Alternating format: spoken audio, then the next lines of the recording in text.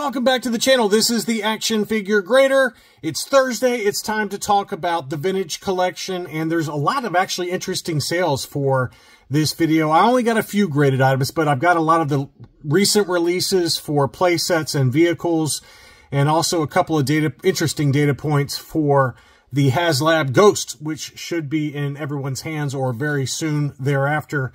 But I wanted to start off with some mint on cards, just to give you a sense of some interesting sales there.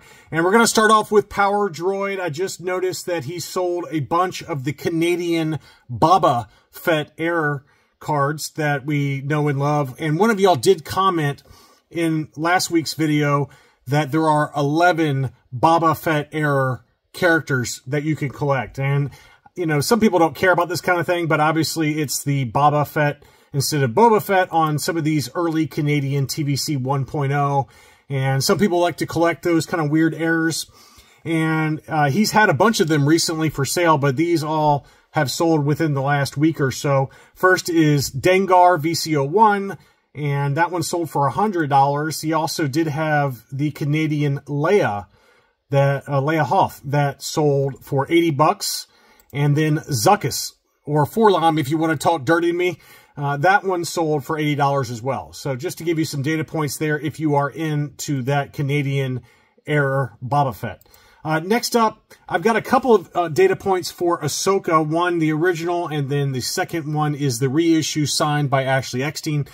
This might be the lowest price I've seen yet. This one sold on November 7th, $123.51 for the original VC02 US card, unpunched. Insane that it's dropped that much, and just shows you that if you have an item from TVC 1.0 that you're thinking about selling, and they announce that there's going to be a reissue for it, and I'm looking at Salacious Crumb, I'd be curious to know what you guys think about that. I know some of you are going to keep it either way, but some of you are maybe thinning out the herd, and this is a good testament that it seems like pretty much every reissue, Star Killer, the Republic Trooper, the Expanded Universe Republic Trooper, they all go down. They all go down in price. So this one is probably the lowest price I've seen here lately. I felt like it had settled out around $175 to $200, but this one went for $123.51 in an auction. Crazy.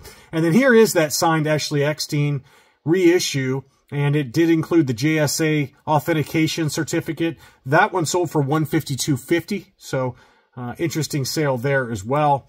A couple of early TVC unpunched that I wanted to talk about. First is the Darth Vader name pill for VC13 Anakin on the Revenge of the Sith card.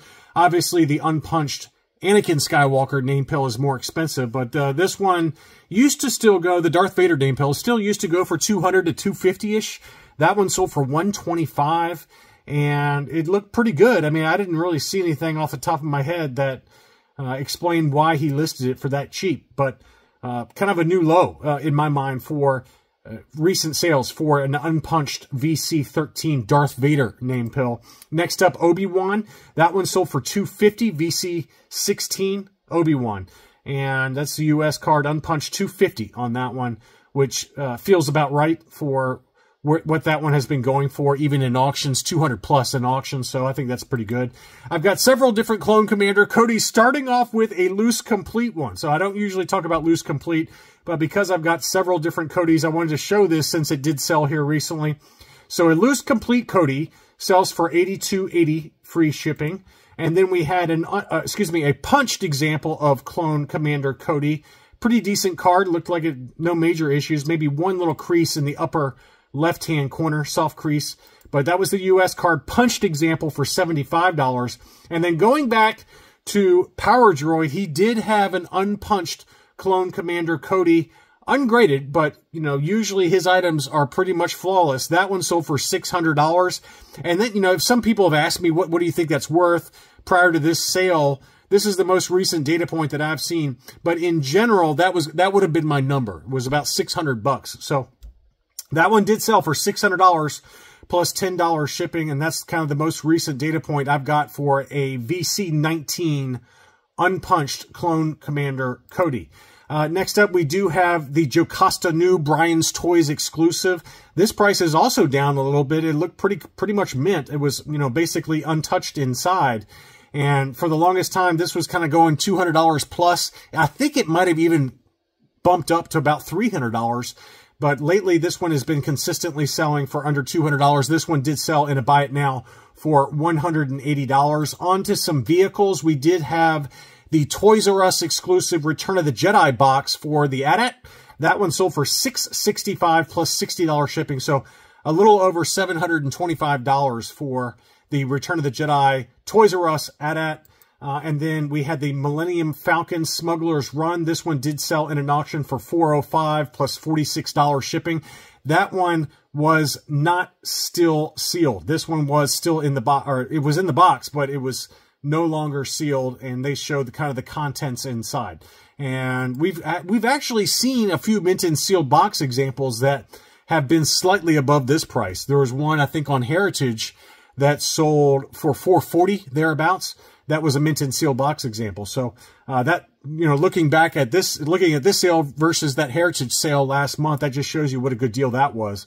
And don't ever forget about Heritage for modern items, because it seems like nobody cares on Heritage, and you can get some good deals there.